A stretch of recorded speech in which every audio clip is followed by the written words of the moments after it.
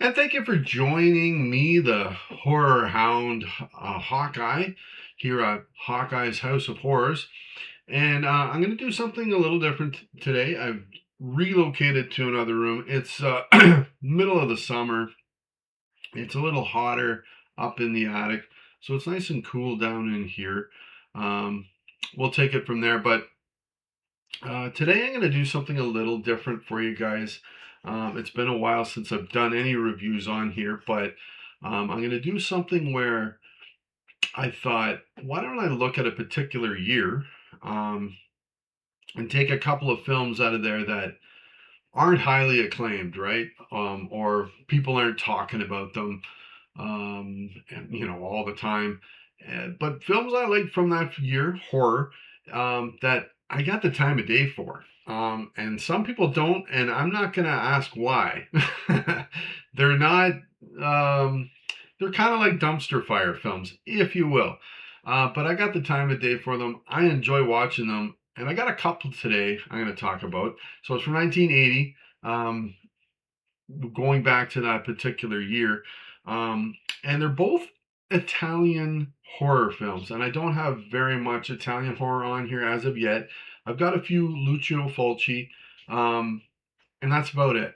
So, anybody out there, if you haven't seen these films, or really haven't seen a lot of Italian horror films, I would definitely suggest don't start here.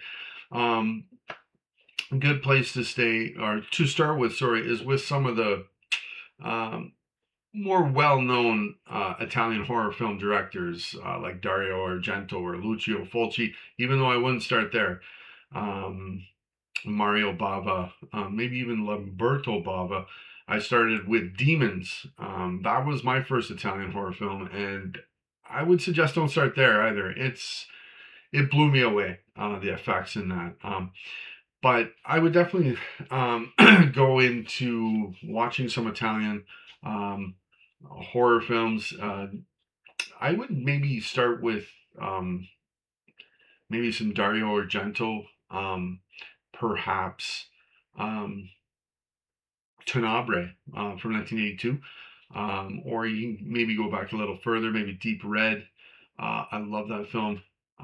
But start somewhere uh, really good, I think, and take it from there.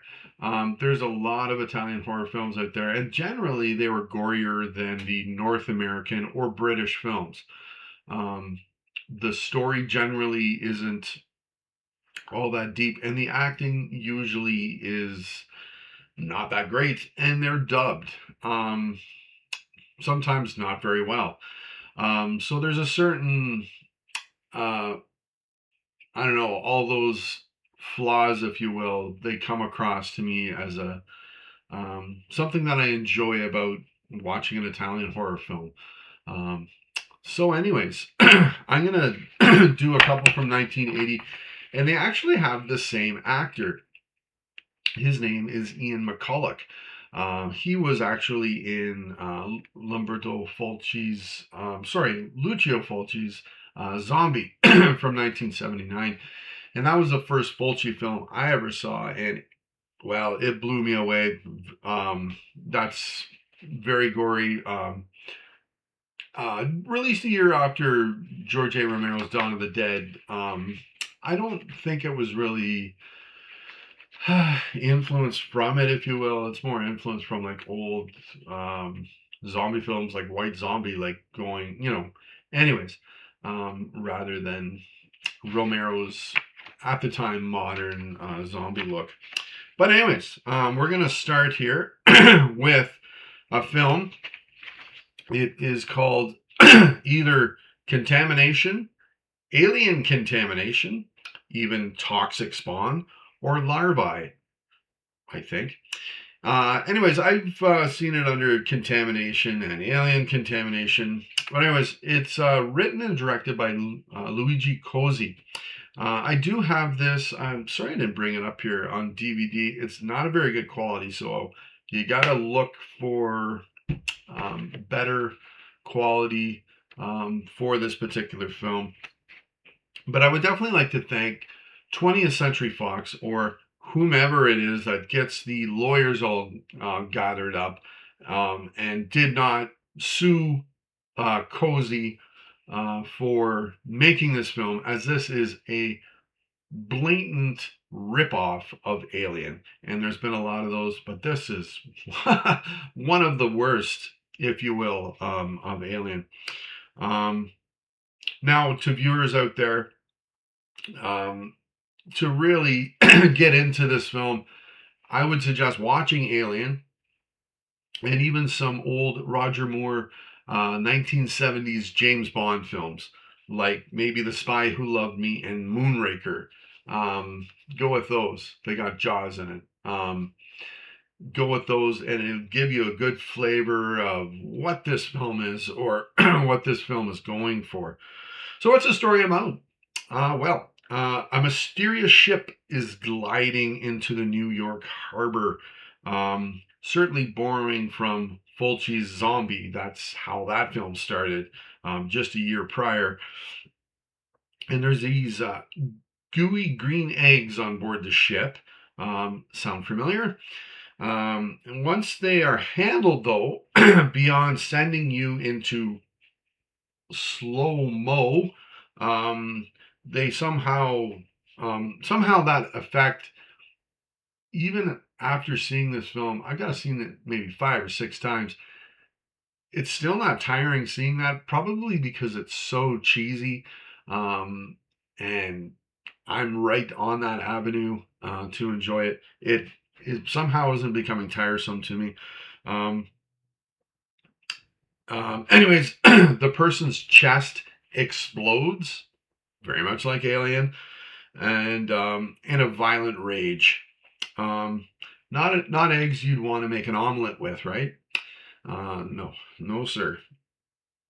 Now there are four main characters in this film I'll talk about. So first we have Lieutenant Tony Aris, played by the Italian actor Marino Masse, I think is how you pronounce his name. He was later in Argento's Tenebrae, um, a much better film. But anyways, he might have been my actual favorite character because he's um, perhaps the most grounded, or the most unknowing towards these alien beings. Um, he's a cop who finds the eggs on the ship. I think almost everybody else dies. He survives, though, um, and the others are blown to smithereens. Um, by the way, when you see the eggs, they like glow. It's a cool effect. They glow, but then they start sounding like molested seals or something. A bit off-putting sound, but anyways, that's what the eggs do before, oh boy, your time's up. So the second character is Colonel Stella Holmes, played by the Canadian actor Louise Marlowe. She's leading the investigation into these eggs right after this ship is found in the New York harbor. So now you got to really take a step back, or try your best to take a step back to 1980. So this Lieutenant Aris eats it when he comes to realize that the colonel is actually a woman, and she's the one running the show. So, nowadays, I'm pretty sure you never see that in a film, or for quite a while you wouldn't have. But back then, it was generally thought of that the colonel is going to be this, older, stern, cigar smoking older man. But it's a younger, attractive woman that's running the show here, um, into these eggs. Now, her character, I'm not going to take it to this step. um, but I'm going to throw it out there. Maybe she's a little bit like Ellen Ripley from Alien, or Sarah Connor from Terminator, in being a strong female character. I definitely find she's the strongest willed character of the bunch of them. The other three are men. Um, and I like that. I enjoy that, and I enjoy her relationship, even though it's underwritten, underutilized, perhaps. But her relationship with Lieutenant Eris, um, I like that. It's something a little different in there. But everything I like about the film, it's sort of underdone a little bit if comparing to other films that that I really love from this particular year, or of any year really. Um, Now the third character we have is Commander Ian Hubbard, played by Italian horror vet Ian McCullough.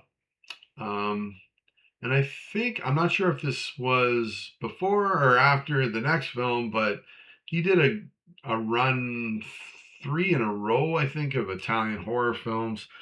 But anyways, his character was on a mission to Mars and saw these very eggs. Later, no one believed him and thought he was stark raving mad.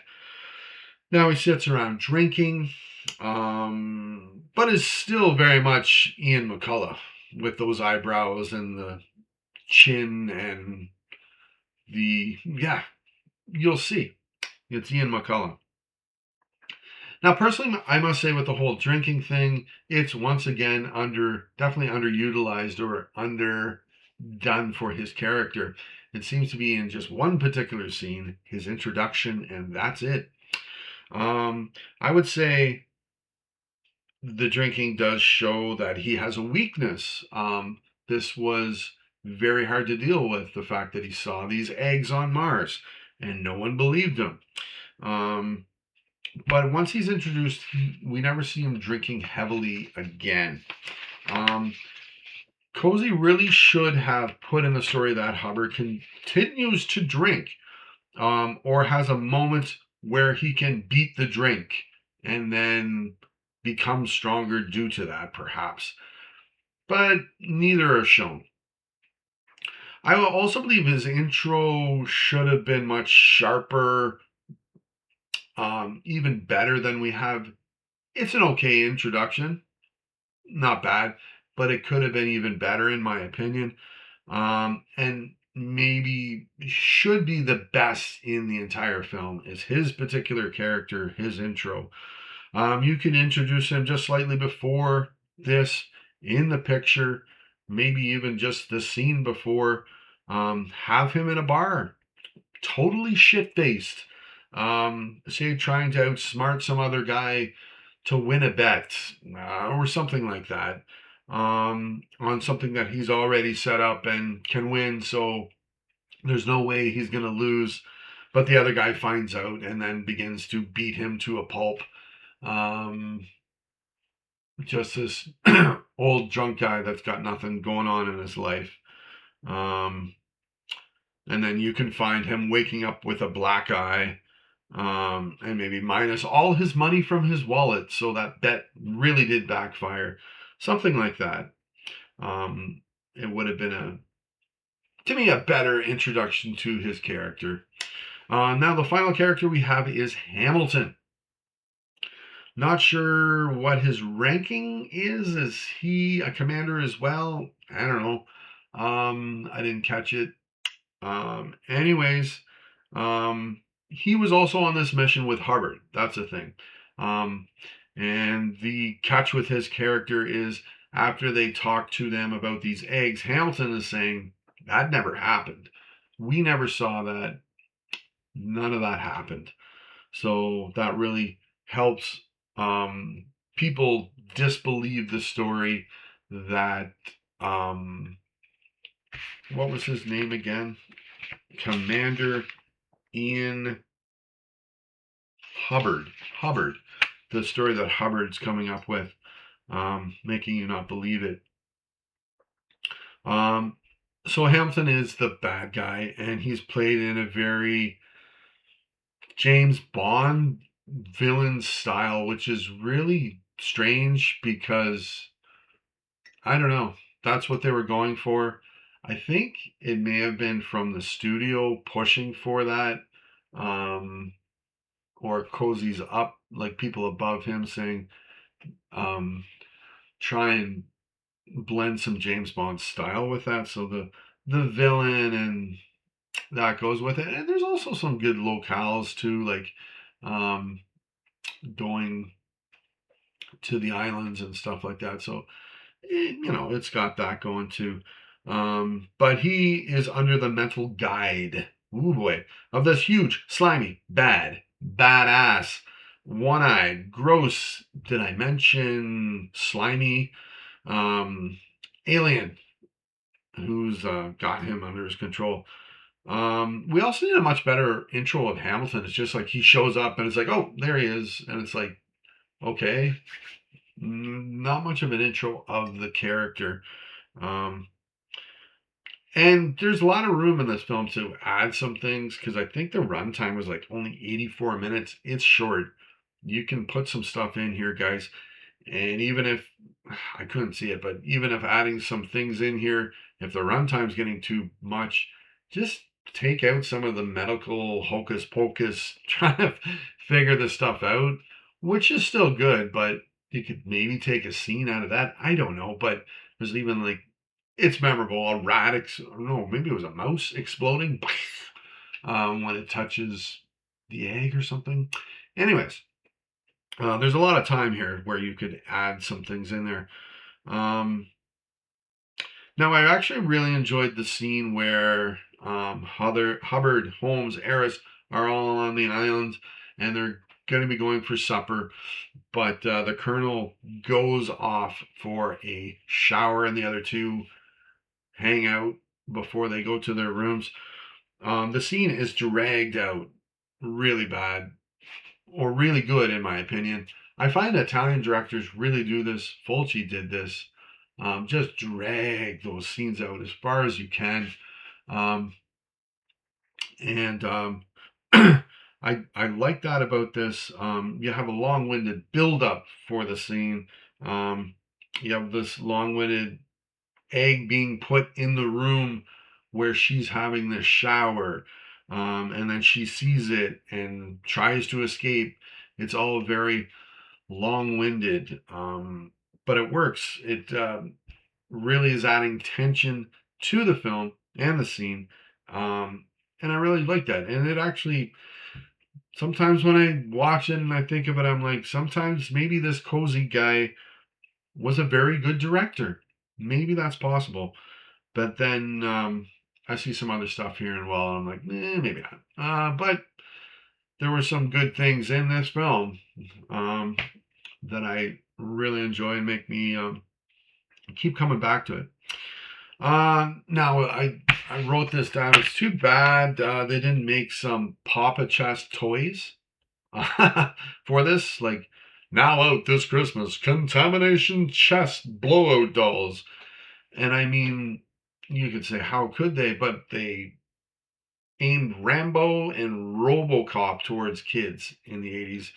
And those were extremely violent films made and intended for adults that they're now pushing towards kids. I remember they had, like, I had Rambo toys when I was a kid. Never seen any of the movies, but I knew who he was, and I had this little toy and a vehicle he was driving around in and everything like that. There was even RoboCop Super Nintendo game. I don't know. Anyways, it was the 80s. I could see it happening. That's what I'm trying to say. And in the end, the film ends up, hey, we're going to have a sequel.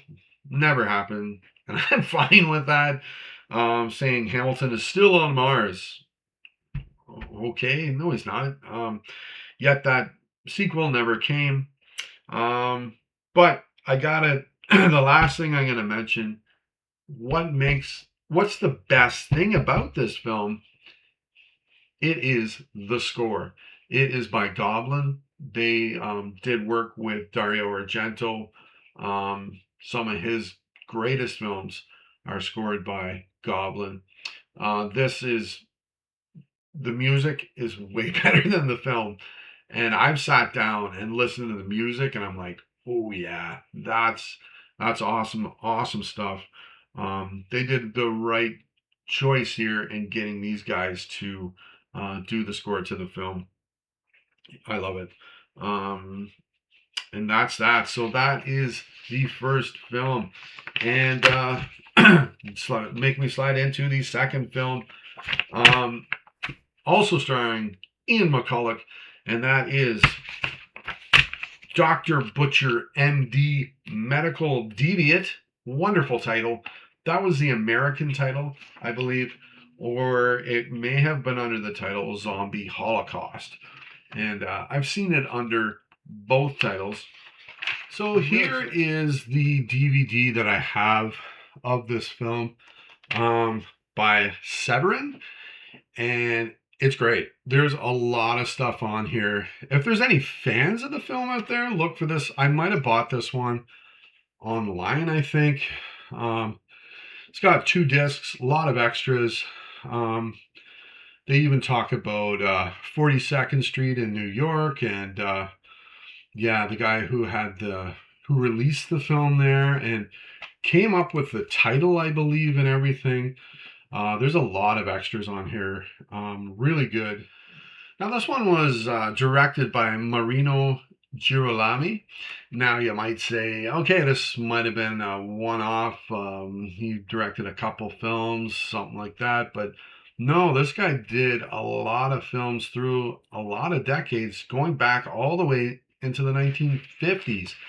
So he did 50s, 60s, 70s, 80s. And this was one of his last films, maybe in the last 5 to 10 films that he did. And then it was written by Fabrizio De Angelis.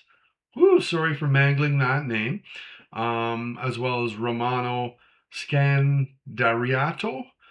Now, De Angelis also wrote Killer Crocodile 1 and Killer Crocodile 2, also Italian films. Seen those. Stick with Alligator. That one's better. But anyways, now this film is a cannibal film, a zombie film, a Mad Doctor film. It's all of those thrown into a bowl, mashed together, sort of. Although you can see it happening. So there's more than one subgenre, maybe, of this film. But I'm not really a fan of cannibal films. Not saying every one I've seen, I'm like, they're 1 out of 10, they're terrible. But I think they really, really, really went out and pushed the envelope on violence, on what's shown on screen, everything like that. And it's, I don't know, it can be it can be overbearing to some people. Maybe that's my problem. I don't know, but I was never a big fan of the cannibal films. But the scenes in this film that are cannibal, I enjoy it. They're really gory. This film is definitely gory, but I enjoy those. Now, to start with, we get in this film a horrible, laughably bad opening. On my initial viewing, made me think this was going to be a brutal film, and I was kind of scratching my chin, like, is this one people love to hate, and it's so bad it's worth watching?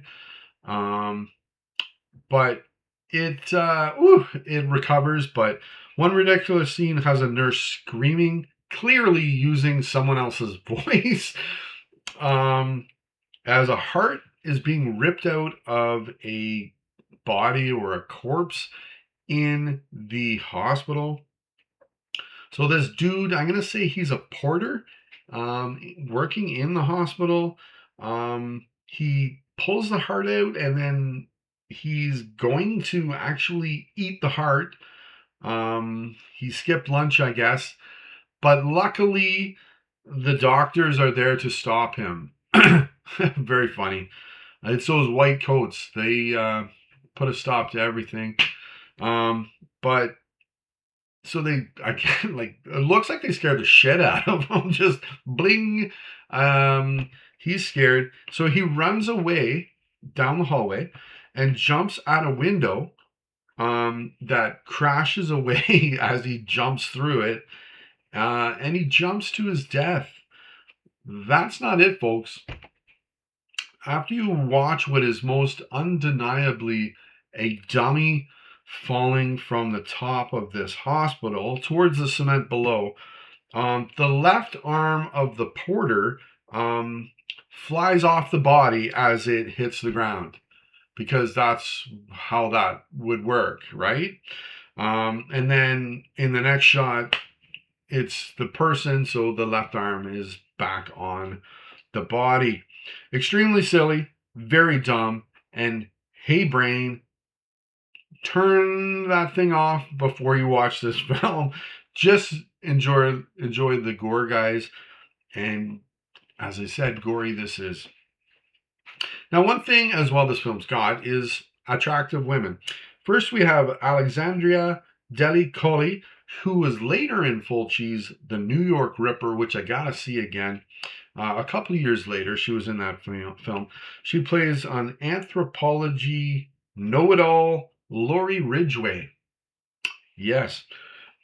You see, after the situation in the hospital with the heart-eating porter, believe it or not, she has a ceremonial dagger hanging on her wall in her, it looks like her apartment. And it was actually used in sacrifices.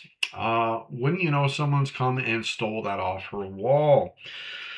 Because, you know, boy, I'd love to show off my ceremonial daggers to all my friends and family hanging above my couch in my living room. Good icebreaker. Anyways, she also derobes. And in this film, there's 3 occasions she does that, for all you horny guys out there. And each one is like more graphic than the one previous. Hear me out. I must say, the first one, she's wearing white, so everything is fine, nothing to worry about, all's good. The second one, she's on the islands and she's wearing black. I might come up exactly where they went. Anyways, she's wearing black, so it's like, oh dear, dark, and things are getting, terror is around. And the last time, she's wearing paint. So yeah, you see what I mean. Now this film, you could not make this film as funny if you tried to sit down and write this thing. I believe it, because in the scene where the second scene she derobes, we're literally only 20 minutes in the film, I swear. There's a cannibal outside peeking in on her. Okay, is he hungry, or like, what's going on there? Anyways, we also have Sherry Buchanan, who plays the I Need a Scoop, Susan Kelly. She's a reporter carrying around the camera, taking shots, everything. She wants the scoop no matter what it means. Well, you know she's gonna die, right? Yeah, yep, good guess. She's led there by this guy, like the porter, dying, and that's what's led her to Laurie Ridgway and talking to her. So in steps now, Ian McCulloch shows up as Dr. Peter Chandler. So he, along with Laurie, along with Susan, are off to the Maluku Islands. That's where they go. Now, they've found out that the hospitals are having the same problem in the city as well. And the workers are from this island that they're having the problem with. Ooh, dear. Do you think, I don't know, just wondering, you might want to tell the police this? No! Why would you do that? So anyways, they're off to the islands.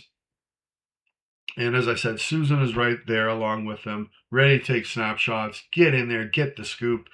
And it becomes very interesting to me when you have cannibals that turn into zombies. Both are going to eat your flesh. Interesting. I don't know how often that's happened in horror films where the cannibals become zombies. Maybe, maybe more modern films they've done that a lot more, but back then that was something a little different, I think. Um, and you also have gore splash scenes where the cannibals get a hold of some of these innocent humans who are on this quest, if you will. Um, and those are really gory. Yeah, memorable. And then they're scared off by these zombies, these cannibals. And these zombies are from our main baddie, Dr. Obrero, played by Donald O'Brien, who's the Mad Doctor from a film from the 1940s, it seems like. Um, he's not hamming it up, really, but that's yeah, we got that going on as well. Now the zombies in this film are definitely, I'd say, taken from Lucio Fulci's Zombie. They have like half rotted faces, um, stuff like that. Um, the the look may not be as good as Fulci's Zombie, and you're minus the maggots and the worms as well. But I'd say that's where the inspiration for these has come across. Um, and then there's a scene where I thought it was funny. A zombie screams because it's on fire. Is it indicating it's feeling pain? Or that it's scared of the light? Or what? Why is it screaming? Interesting to me. And then I love a scene where Ian McCulloch uses an Evinrude to the head of a hungry zombie. After him and Della Cully, he just puts it in there. Oh boy, nice and gory. And then at the end of the picture, just got to ask a question. Does everyone see what Alexandria is wearing as she and Dr. Chandler escape? It's not much. If they end up flagging down a ship, my guess is every sailor might be dealing with a hard situation after that. But there you go. There's a couple of films there. And hey, guys, if you see these and you say those were garbage, I didn't like it, that's okay. I apologize.